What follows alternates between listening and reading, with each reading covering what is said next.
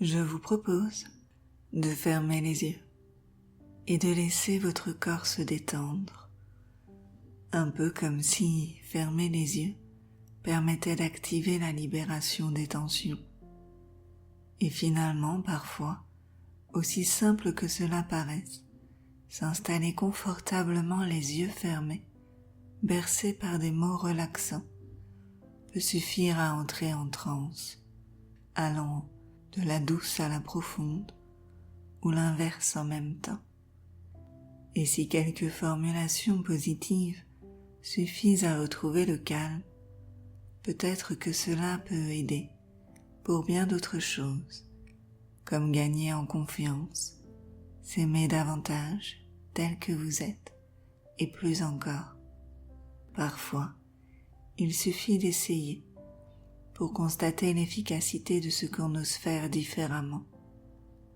Pendant ce temps, peut-être qu'une partie de vous vagabonde dans ses pensées pour reformuler le négatif en positif pour votre bien-être.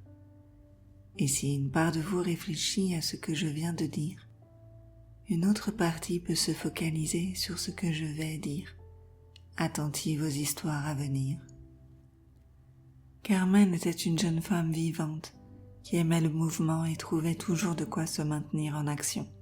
Voilà pourquoi elle appréciait particulièrement le changement de saison, et notamment l'automne, qui petit à petit conduisait à l'hiver.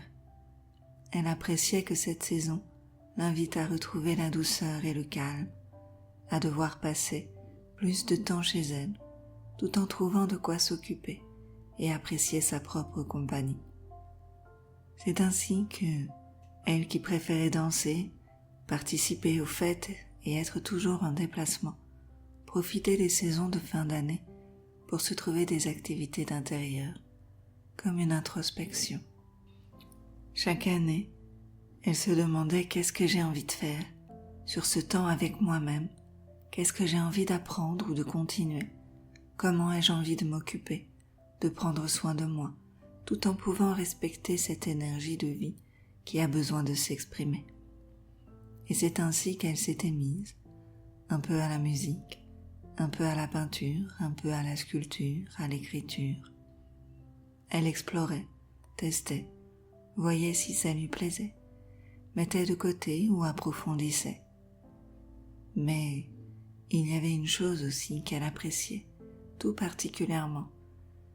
C'était de se faire une bonne boisson chaude, un goûter réconfortant, et de temps en temps, juste assez pour que ça lui plaise, elle se posait devant un film, un documentaire, et sous un plaid, dans la chaleur de ce cocon agréable, elle prenait ce temps calme et savourait ce moment. C'est ainsi que, contrairement à ses amis, qui avaient toujours hâte de quitter l'hiver, se plaignant du froid, de l'isolement, de l'ennui et du manque de lumière, elle entretenait sa lumière, s'occupant, profitant de ce temps pour faire ce qui avait été mis de côté. Tous les « on verra plus tard » étaient enfin considérés et réalisés. Elle occupait ses journées d'activité et de moments de douceur et continuait à danser, mais en intérieur. Elle était la seule de son environnement à aimer, autant l'été que les saisons de pluie et d'humidité, à aimer la caresse du soleil ou les picotements du vent frais, les repas réconfortants en petits comités d'amitié, le rythme qui s'adoucit tout en pouvant respecter sa propre énergie. Pour elle, c'était une bulle de paix, elle qui était si active le reste de l'année. Et que diriez-vous de voir combien vous pouvez être de bonne compagnie pour vous-même et que vous pouvez vous suffire pour être dans la joie et le bonheur.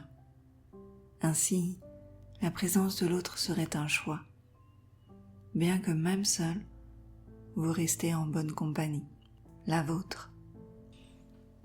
Je vais maintenant vous raconter l'histoire d'un homme qui pensait avoir un problème. C'est vrai que depuis quelque temps, il avait un peu perdu le goût de la vie, car peu avant il avait perdu sa femme. Il ne précisait jamais si elle était partie ou si elle était décédée. Pour lui, c'était pareil, après 25 années passées à être marié. Quand elle est partie, C'est comme si elle avait emporté la meilleure part de lui.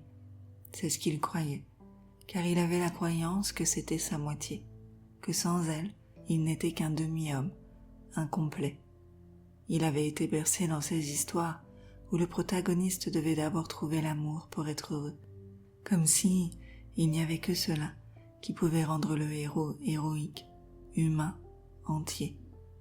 Et en grandissant, il avait développé cette croyance qu'il n'était que la moitié de quelqu'un et qu'une âme sœur l'attendait quelque part ailleurs.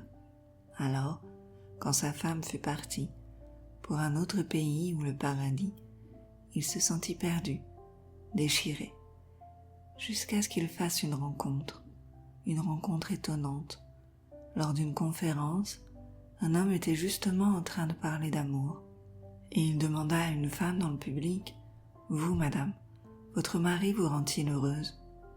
Et elle répondit « Non, car la responsabilité de mon bonheur m'appartient. Bien sûr, je suis heureuse avec mon mari, parce que je l'ai choisi pour partager ma vie, et ce que nous faisons ensemble me rend heureuse. Mais au-delà de ça, je suis avant tout une femme entière, déjà complète, et avec ou sans lui, je ferai ce qu'il faut pour être épanouie.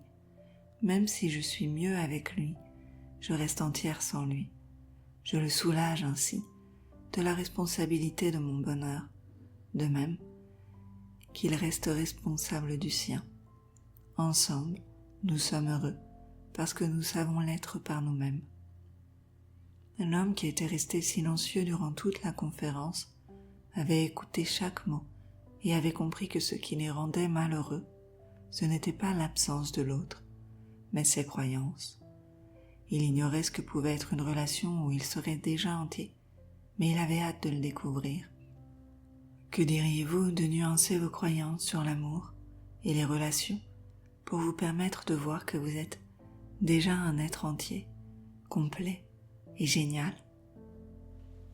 Ma prochaine histoire se passe dans les rues napolitaines. Vivait là un petit garçon. Il n'était qu'une ombre silencieuse dans le sillage de sa mamie, Emilia, qui vivait avec lui. Ses yeux amandes ne trouvaient de réconfort que dans le regard protecteur de sa grand-mère. Chaque geste, chaque sourire était pour elle. Elle était son phare, sa lumière dans ses peurs. Ses parents, souvent absents pour le travail, observaient avec un mélange d'amour et d'inquiétude cet attachement grandissant. Ils voyaient bien que le petit garçon peinait à interagir avec les autres enfants du quartier, à se faire des amis, se repliant sur lui-même dès qu'Emilia s'éloignait, comme si loin d'elle il était perdu, sans défense. Un été, la chaleur étouffante de l'Italie devint insoutenable pour la mamie, dont la santé se faisait plus fragile. Le médecin suggéra un séjour au frais, dans les montagnes du Nord. Pour le petit garçon, ce fut un choc. Emilia allait partir. Pas pour toujours, mais pour plusieurs semaines. Une éternité aux yeux du petit. Les premiers jours furent un tourbillon émotionnel. En réalité, il avait peur de la perdre, de ne plus la revoir. Il l'appelait sans cesse pour s'assurer qu'elle allait bien, et aussi pour discuter, car en vrai, c'était sa seule amie. Son père s'assit un soir sur son lit. « Mon petit, ta grand-mère a besoin de repos. Elle compte sur nous pour que la maison tourne bien pendant son absence. Elle compte sur toi pour que tu la laisses se reposer, pour qu'elle puisse vite rentrer et aussi pour que tu profites de ton été pour avoir plein de belles choses à lui raconter. Et moi, j'ai besoin de toi aussi pour que tu m'assistes comme second homme de la maison. » Le petit garçon leva ses yeux. Il était fier de pouvoir assister son père, d'avoir des responsabilités. Les jours suivants, ses parents, avec beaucoup de tendresse, guidèrent leur fils. Ils lui confièrent de petites tâches, arroser les plantes, mettre la table, choisir les légumes au marché. Son père était un homme actif qui savait que faire permettait de s'ancrer dans l'instant présent. Être dans l'action, c'était comme un détournement de pensée. Cela mettait les inquiétudes de côté au profit de ce qui s'accomplissait, ici et maintenant. Un après-midi, alors qu'il jouait seul dans le jardin, construisant une forteresse de branches et de pierres, un jeune voisin s'approcha. D'habitude, le petit garçon se serait réfugié auprès de sa mamie, mais cette fois, Il resta. Il montra sa forteresse à Lucas, expliqua ses plans et pour la première fois, partagea son imaginaire sans retenue. Lucas, fasciné, se joignit à lui et ils jouèrent ainsi ensemble tout l'été. Quand Emilia revint, elle trouva un petit garçon transformé. Il courut vers elle, mais ne se cramponna pas. Il lui raconta son été avec ses parents et Lucas.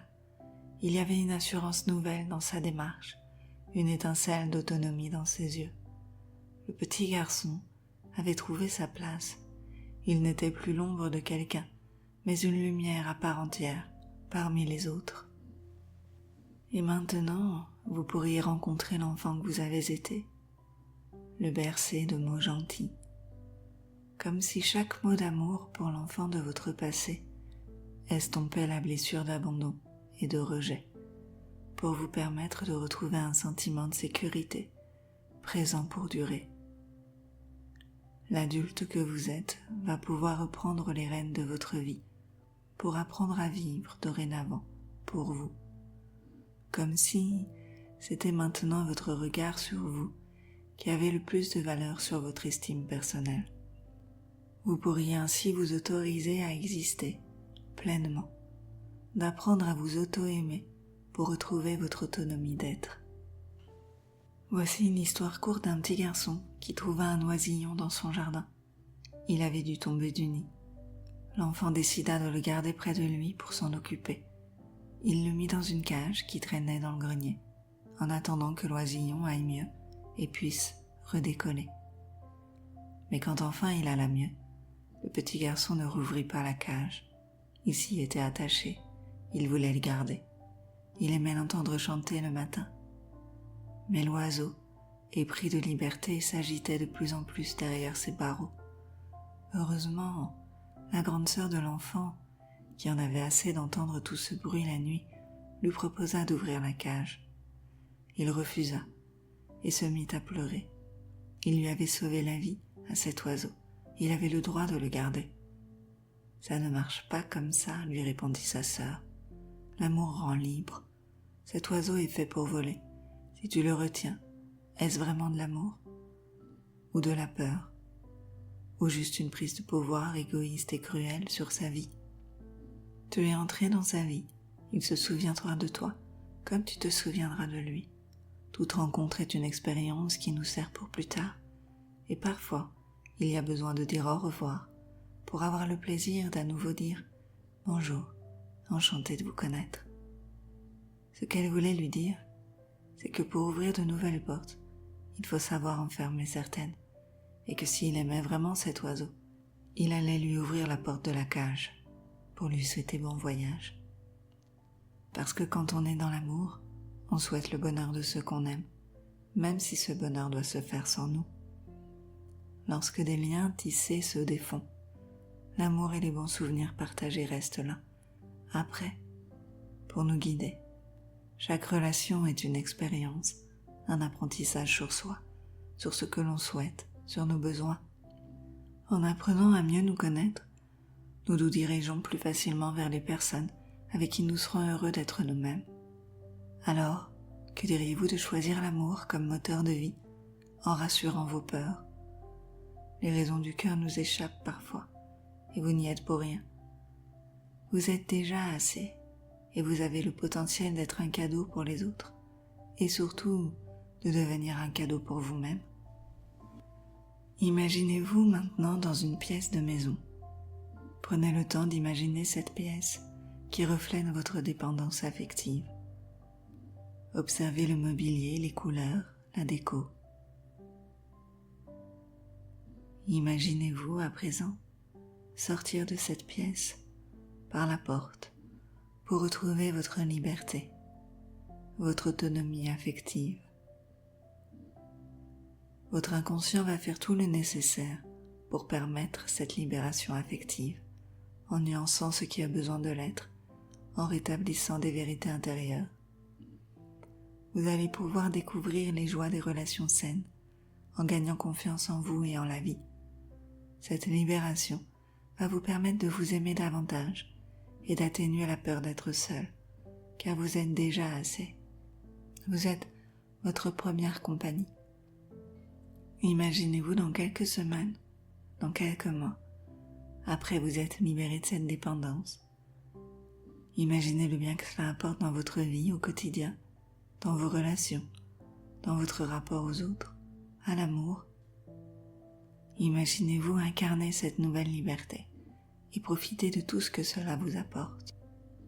Et tandis que votre inconscient va continuer de transformer positivement votre vie à votre rythme durant les prochaines nuits, vous allez pouvoir peu à peu revenir dans le présent. Et lorsque vous le souhaiterez, vous allez pouvoir rouvrir les yeux si vous les aviez fermés. Je vous souhaite d'être votre meilleur ami, libre et indépendant.